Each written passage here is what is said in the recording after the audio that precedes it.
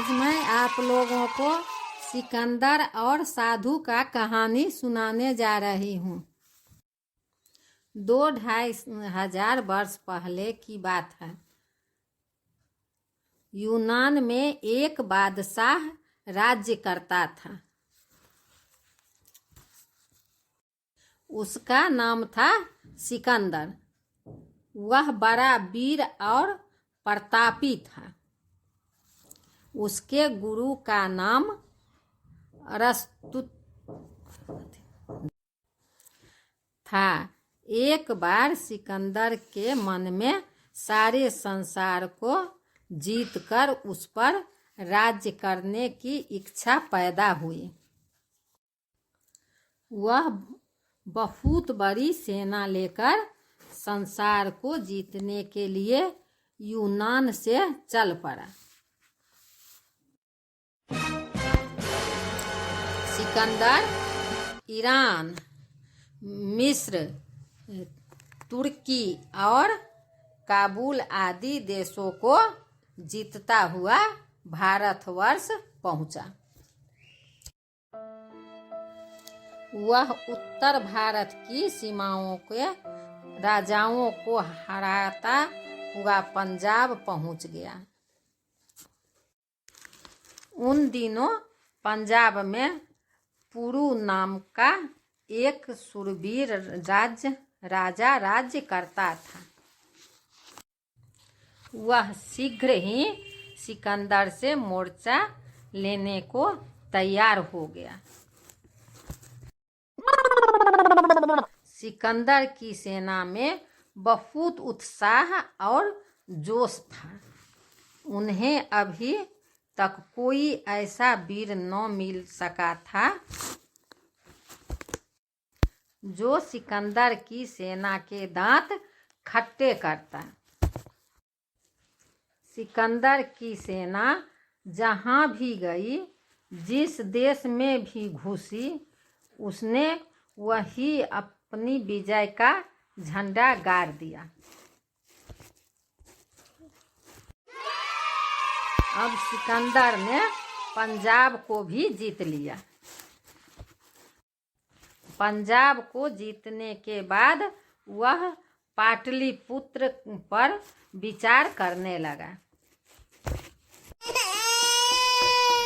आज इसे पटना के नाम से जाना जाता है। एक दिन सिकंदर ने सुना कि रावी के तट पर एक बहुत बड़े महात्मा रहते हैं। सिकंदर बहुत पहले से भारतवर्ष के साधुओं को महात्माओं की अनोखी कहानियां सुनता चला आ रहा था। सिकंदर ने सैनिक को आदेश दिया, जाओ उस महात्मा को बुला कर लाओ। अब सैनिक महात्मा के पास पहुंचे और सिकंदर का आदेश सुनाया। परंतु महात्मा ने चलने से मना कर दिया। सैनिकों ने बार बार महात्मा से प्रार्थना की कि वे रथ पर चढ़कर सिकंदर के पास चलने की कृपा करें। परंतु महात्मा ने हर बार यही उत्तर दिया, मैं ईश्वर का सेवक हूँ। अपनी कुटिया को छोड़कर और कहीं नहीं जाता हूँ। सैनिक वहां से चुपचाप वापस आ गया। उन्होंने महात्मा की सारी बात सिकंदर को बता दिया। अब महात्मा का उत्तर सुनकर सिकंदर के तन बदन में आग लग गई। उसने मन ही मन सोचा कि क्यों न यह देखा जाए कि साधु त्याग को महत्व देता है या लौकिक मुख्य और धन को?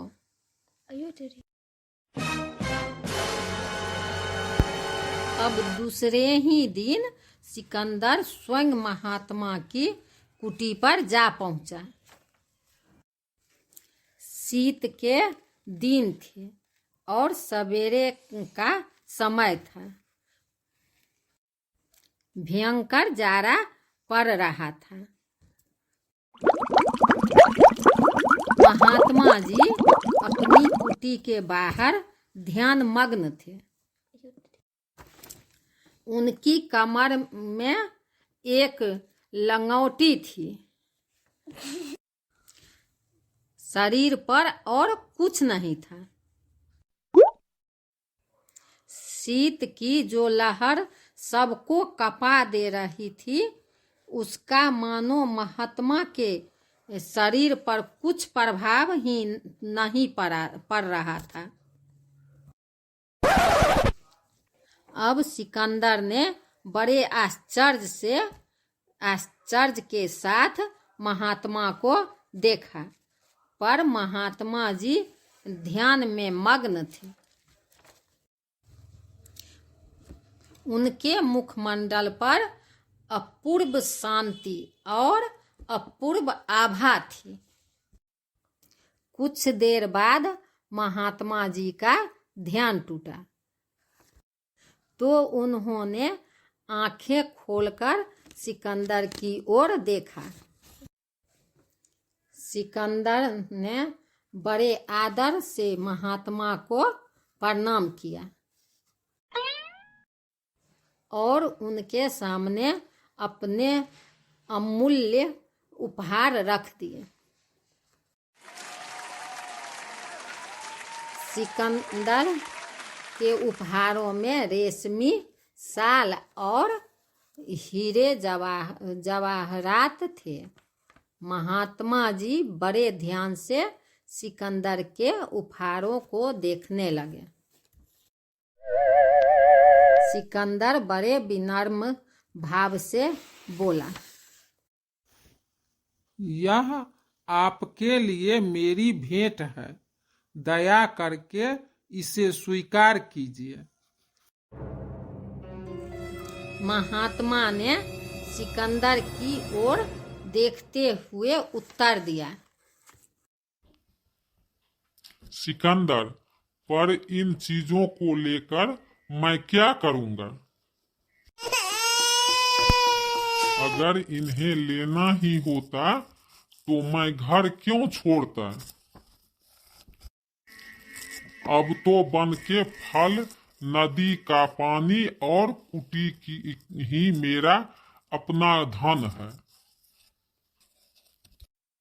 भूख लगने पर वन के फल फूल खा लेता हूँ और रात को अपनी कुटी में जाकर सो जाता हूँ। ये शाल, ये हीरे जवाहरात मेरे किस काम आएंगे?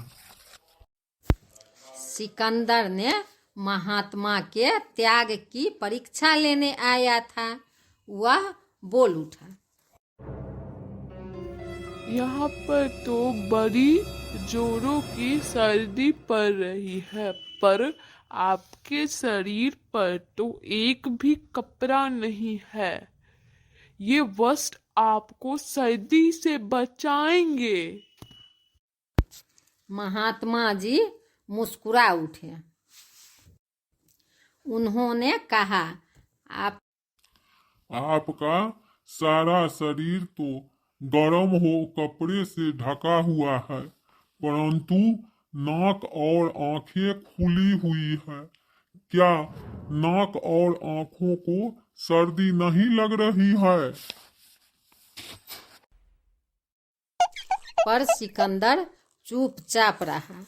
महात्मा जी पुनः बोल उठे, नाक और आंखों को भी सर्दी लग रही है, मगर उन्हें सर्दी सहने का अभ्यास हो गया है। यही हाल मेरा है। मुझे सर्दी और गर्मी सहने का अभ्यास हो गया है। सिकंदर महात्मा जी के चरणों के पास जाके बैठ गया।